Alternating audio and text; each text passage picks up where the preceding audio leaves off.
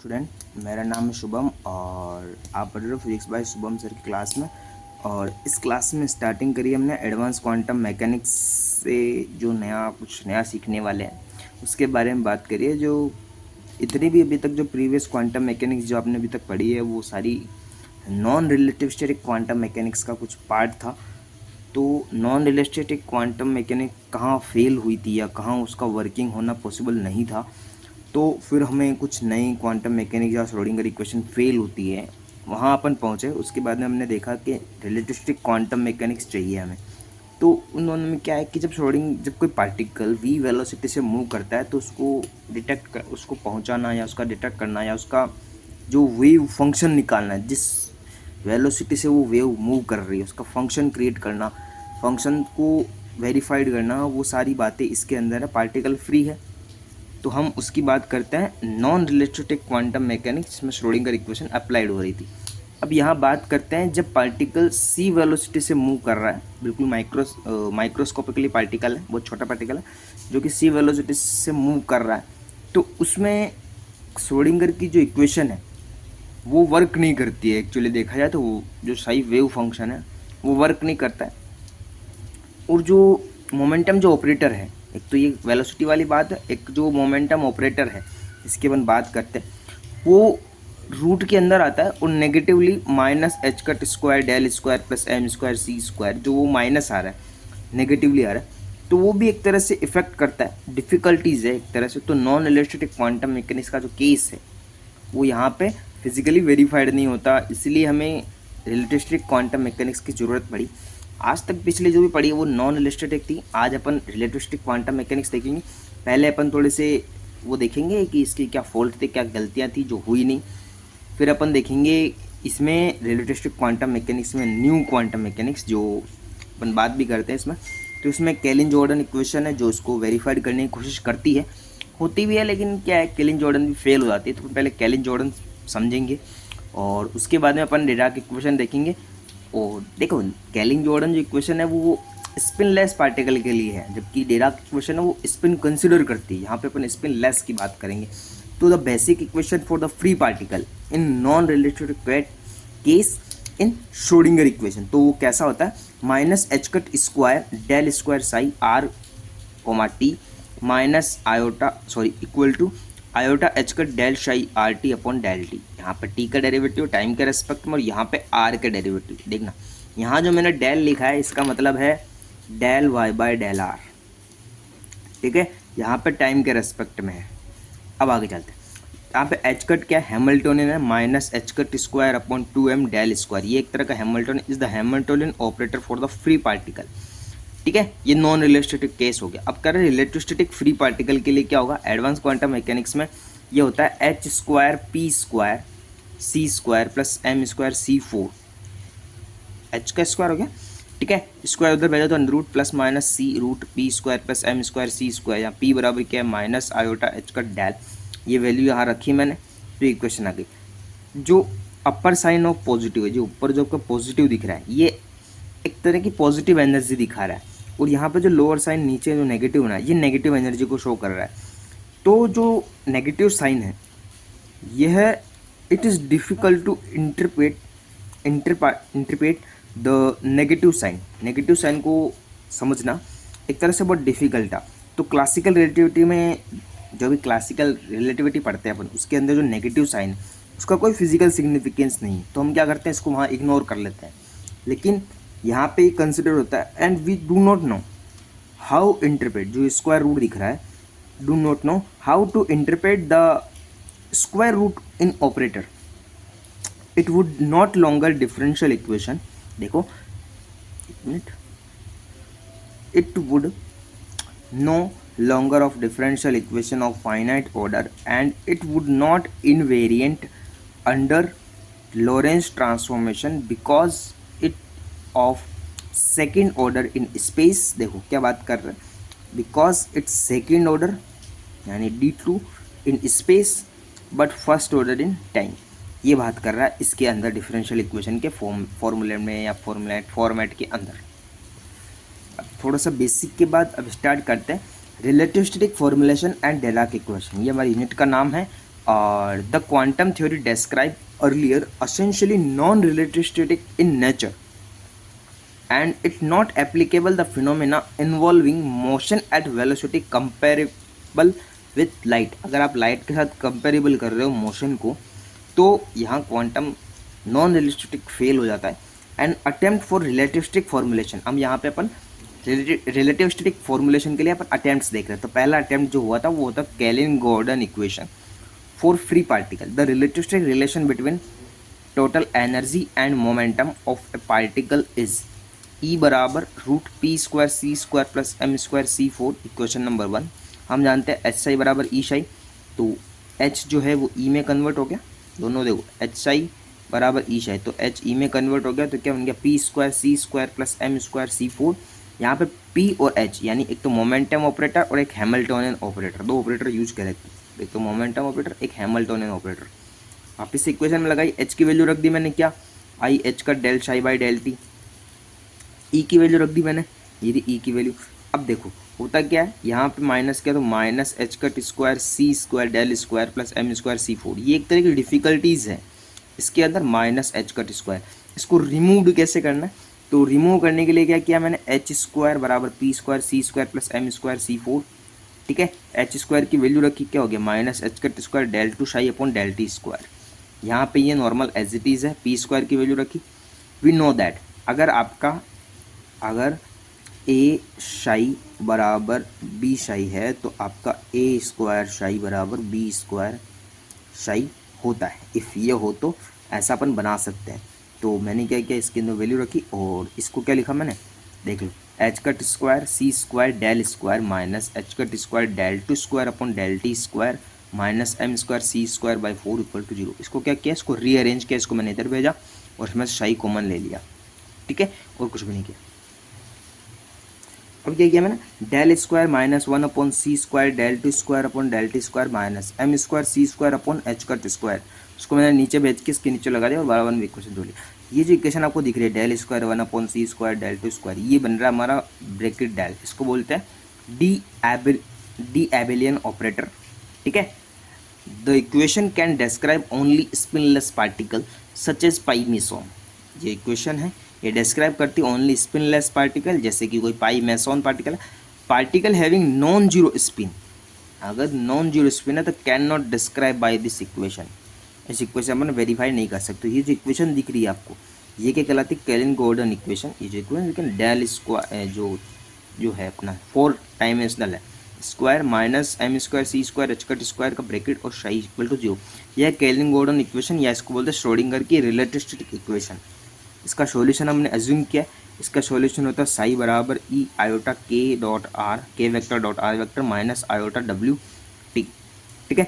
Eigen function of energy with eigen value, eigen function of energy with eigen value होती है h cut W, और eigen function of momentum, energy की बात करें या momentum की बात, मोमेंटम विथ आइगन वैल्यू क्या होती है एच कट के। तो अपन सबसे पहले क्या निकालेंगे इससे, इसका डबल बार दो बार डिफ्रेंशिएशन करेंगे और वैल्यू रखेंगे इसके अंदर, है ना। ये देखो डेल स्क्वायर साई निकालने की कोशिश करी मैंने, ये रहा डेल डॉट डेल, यहाँ पे देखो मैंने डेल पहले ही बताया, डेल क्या होता है del Y by del r, ठीक है।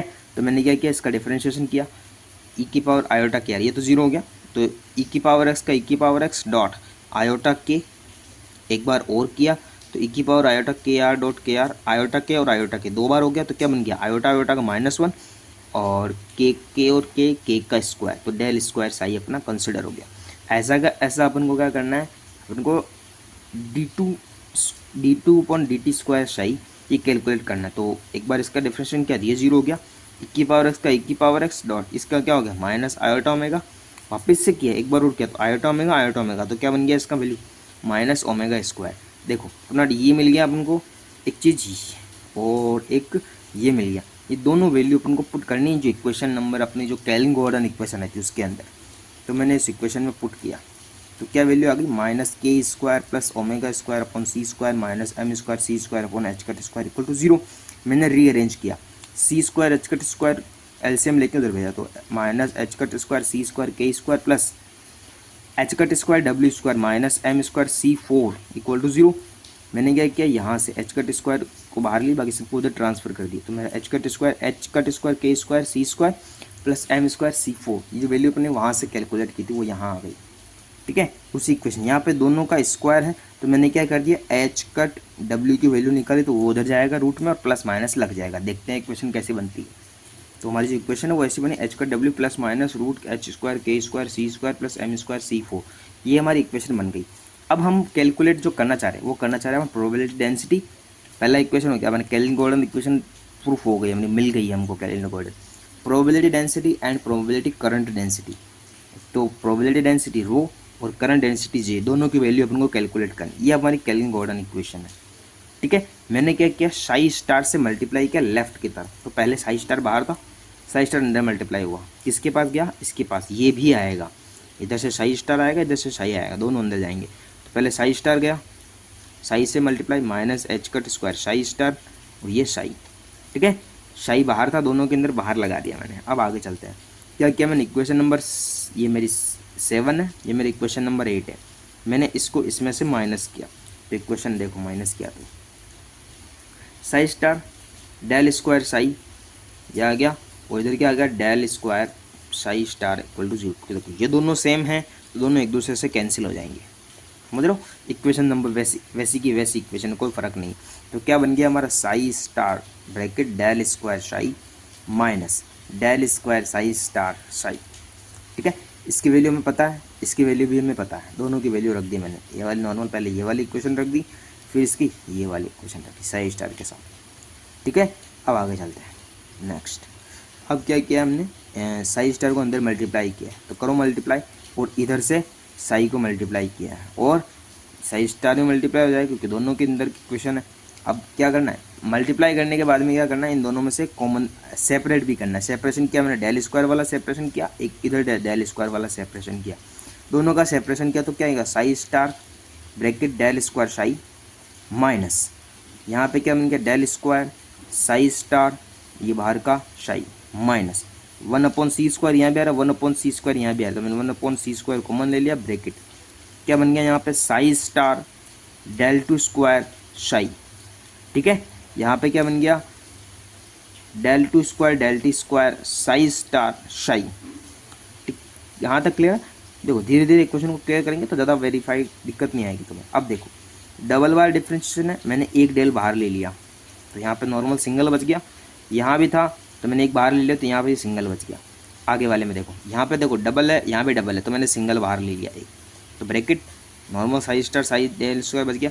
अब मैंने क्या किया, h cut upon 2 iota m से मल्टीप्लाई कर दिया, तो मैंने मल्टीप्लाई किया, यहाँ पे h cut square upon 2 i m, यहाँ भी h cut square upon 2 i m, दोनों तरफ मल्टीप्लाई किया तो क्या बन गया, यहाँ पे normal same to same equation, कोई प्रॉब्लम नहीं है यहाँ तक। देखो यहाँ पे मल्टीप्लाई किया, आयोटा नीचे था, मैंने आयोटा अगर ऊपर ले जाऊँगा तो माइनस माइनस प्लस हो जाएगा, तो प्लस आ गया, 1/c स्क्वायर को अंदर मल्टीप्लाई कर दिया, by del t h cut square 2 iota M C square, normal equation जैसा ही। नहीं, ये जो माइनस जो माइनस निकला बाहर, ठीक है, क्या मैंने इसको उल्टा कर दिया, ये इक्वेशन ऐसे हो गई उल्टी, ये आगे आ गया, ये पीछे चला गया, तो माइनस कॉमन ले लिया एक तरह से।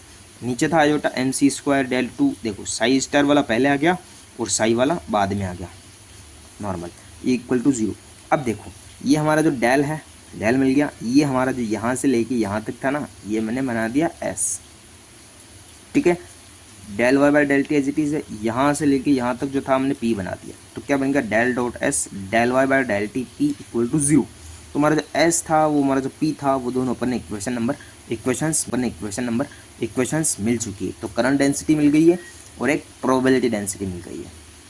तो इक्वेशन नंबर जो 9 है ये हमारी इक्वेशन, ये बनती है इक्वेशन ऑफ कंटिन्यूटी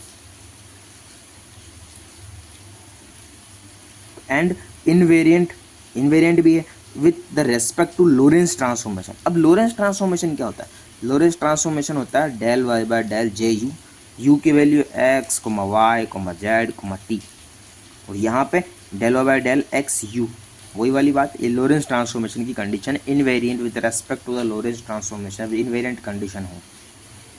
जिस हमने जो जे यू की बात करी थी वो क्या होता है, तो 4 करंट डेंसिटी, जो मैंने जे निकाला था वही वाली कंडीशन है, h cut upon 2 iota m psi, जो एस जिसकी अपन बात करी थी वही है, psi star del psi by del x u minus psi del u by del x u, मैंने करंट डेंसिटी के फॉर्म में लिखी है। तो प्रोबेबिलिटी डेंसिटी का फॉर्मूला ये था, ठीक है, सिंपल सा था इक्वेशन। मैंने क्या किया, सबसे पहले ये आयोटा ऊपर गया माइनस, तो माइनस आयोटा एच कट को अंदर मल्टीप्लाई कर दिया, तो मैंने यहाँ गया सबसे पहले साई स्टार के पास, ये ऐसे कर सकते हो, माइनस कॉमन ले लो बाहर पहले, फिर इसके अंदर मल्टीप्लाई कर दो, कैसे भी तुम्हारी इच्छा हो जाए। तो आयोटा ऊपर गया तो मैंने क्या किया, माइनस आयोटा एच कट को अंदर मल्टीप्लाई कर दिया, तो यहाँ गया सबसे पहले, उसके बाद में माइनस माइनस प्लस हो गया, प्लस के साथ ये आयोटा एच कट आ गया। अब देखो इसको क्या लिख सकते हैं अपन, एनर्जी ऑपरेटर, सिंपल सा। ये ऑपरेटर कैसा हो गया, एनर्जी ऑपरेटर, तो ये एनर्जी ऑपरेटर यहाँ आ गया, एक एनर्जी ऑपरेटर यहाँ आ गया, साई के साथ है तो साई आ गया, साई स्टार के साथ तो साई स्टार आ गया, साई यहाँ है, साई स्टार यहाँ है, 1/c²। अब देखो अब होता क्या है, ये ई है, mc² है, 2 है।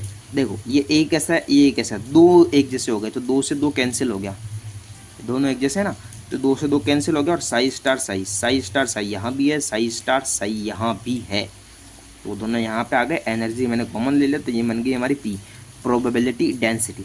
तो the energy, so the energy of a particle can be either, energy of a particle या तो पॉजिटिव हो सकता है या नेगेटिव हो सकता है। ये डिपेंड किस पे करता है, accordingly probability density will be, अगर प्रोबेबिलिटी डेंसिटी आपकी कैसी है उस पर डिपेंड करेगा कि energy of a particle positive है या नेगेटिव हो।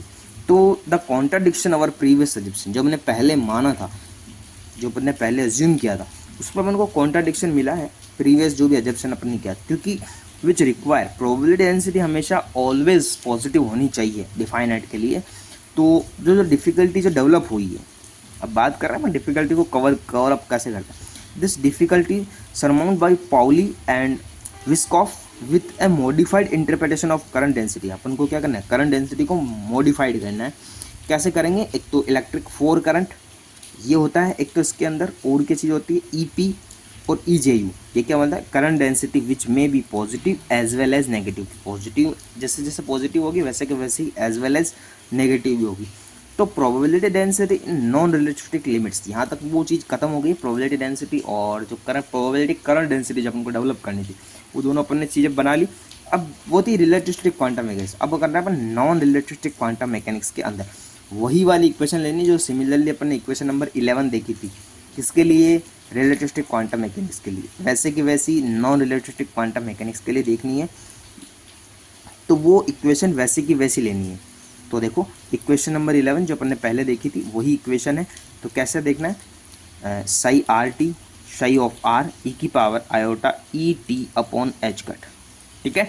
तो psi R exponential iota E T, E की वैल्यू क्या होती है, पहला होता है नॉन रिलेटिविस्टिक क्वांटम मैकेनिक्स के अंदर जो psi of r exponential minus iota t upon H cut, ये ई जो है ना, इसको अपन ने यहाँ देखो ई को non relativistic energy plus mc², इससे वेरीफाइड किया। तो ई एन आर क्या है, ई एन आर है total energy minus rest mass energy, ये टोटल एनर्जी है, ये रेस्ट मास एनर्जी। इसको यहाँ पुट तो करो एक बार, तो इससे कैंसिल हो जाएगा, एनर्जी की एनर्जी वैल्यू मिल जाएगी वैसी की वैसी।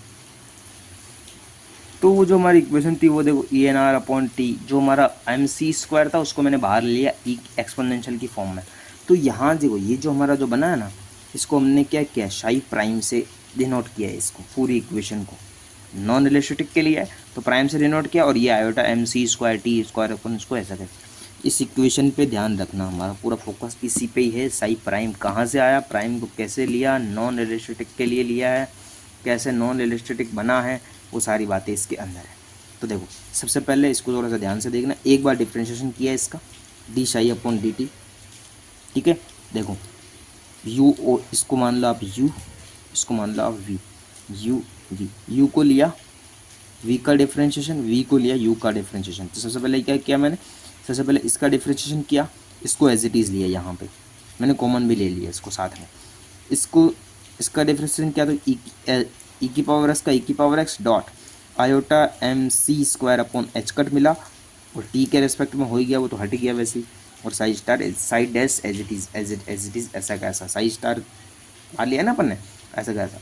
अब क्या किया हमने, देखो iota h cut minus iota h cut bracket iota h cut same दिख रहा है आपको, आयोटा से ये इससे ये कैंसिल हो जाएगा, आयोटा से आयोटा -1 हो जाएगा, -1 का +1 as it is same to same है, प्लस यहाँ पे देखो यहाँ पे क्या बच जाएगा, एम सी स्क्वायर साई डैश, यहाँ पे क्या exponentially as it is same to same form है, ठीक है। अब आगे देखो, ये जो है हमारा, इसको मैंने नेगलेक्ट किया है अंदर वाली पोजीशन को, तो अंदर बचा क्या, आयोटा एच कट एम सी स्क्वायर साई डैश ई की पावर एक्सपोनेंशियली नॉर्मल सी इक्वेशन बच गई।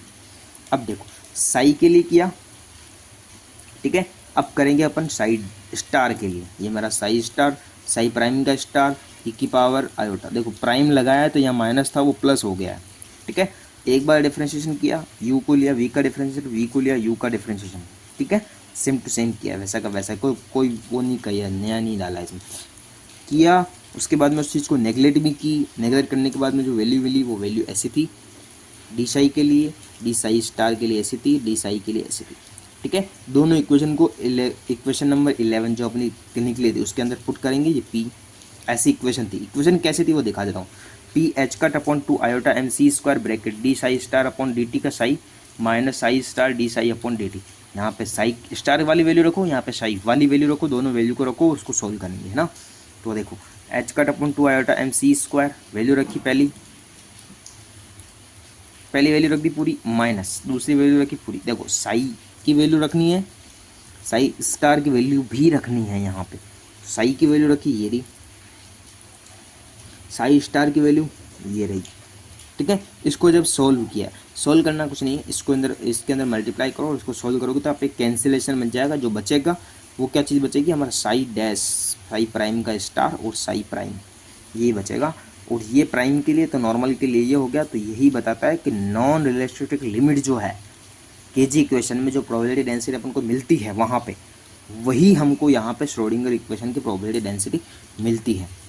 यही करने का ये मतलब था कि in non relativistic limit KG equation probability density is equal to the Schrodinger equation probability density, ठीक है। अब हम जो देख रहे थे कोवेरिएंट फॉर्म कैसी होती है, केजी इक्वेशन की कोवेरिएंट फॉर्म कैसे बनती है, the relativistic invariance of the relation, ये इसका आगे का टॉपिक है, the relativistic invariance of relation E square upon C square, जानते हैं अपन P square plus M square सी स्क्वायर, कुछ नहीं किया, सी फोर था, मैंने सी स्क्वायर कॉमन लेके नीचे ट्रांसफर कर दिया और कुछ भी नहीं किया।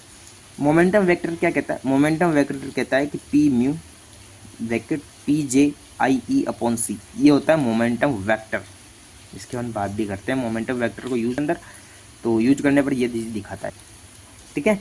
तो जो मैंने पहले बात करी थी, जो म्यू था वो 4 वेक्टर क्वांटिटी था, तो 1 टू लेके 4 p square mu equal to minus M square C square. The change to operator can be, इस ऑपरेटर को अपने चेंज भी कर सकते हैं, जो iota h cut upon del mu upon del x, उससे से ही अपन इसको चेंज किया। एक्स म्यू क्या है, X comma Y comma Z comma I C T, नया ऑपरेटर है, टाइम इवोल्यूशन ऑपरेटर, इसको यूज भी किया है। तो माइनस एच कट स्क्वायर सी square del two square K G equation लिखी है ना, ये के जी इक्वेशन में लिया है और इसकी जगह उसको पुट भी कर दिया। कोवेरिएंट फॉर्म क्या होती है के जी इक्वेशन की, ये कोवेरिएंट फॉर्म है, ठीक है, उसी इक्वेशन से। अब देखो इसको क्या लिखा मैंने, p square plus M square C square psi equal to 0। तो कंटिन्यूटी इक्वेशन क्या कहती है, कंटिन्यूटी इक्वेशन कहती है summation mu del j mu upon del x mu equal to 0, जहाँ जे म्यू क्या है हमने कैलकुलेट भी किया, h cut upon 2 iota m psi star del psi upon del t, पहले साई स्टार लेना तो नॉर्मल लिख दो, फिर साई लेना तो इसका नॉर्मल इसका कर दो। तो जे म्यू क्या कहता है कि जो मोमेंटम ऑपरेटर है जे आई सी पी वेक्टर, उसी के साथ में जे आई करंट डेंसिटी भी अब डेवलप कर दो, तो वो बन जाएगा अपना कोवेरिएंट फॉर्म। ये हमारा कोवेरिएंट फॉर्म है, जो हम के जी इक्वेशन में कोवेरिएंट फॉर्म कैसे दिखती है वो चीज़ समझना चाह रहे हैं हम यहाँ पे, ठीक है। अब देखो के जी इक्वेशन पढ़ी, के जी कैलन गॉर्डन इक्वेशन की कुछ डिफिकल्टीज भी रही है। डिफिकल्टीज सीधी सिंपल सी बात है, क्लासिकल फील्ड के कारण जो इक्वेशन बनी वो उसको सेटिस्फाइड नहीं कर पा रही है। जो के जी इक्वेशन है वो खुद ही सेटिस्फैक्ट्री करती है as a classical field equation.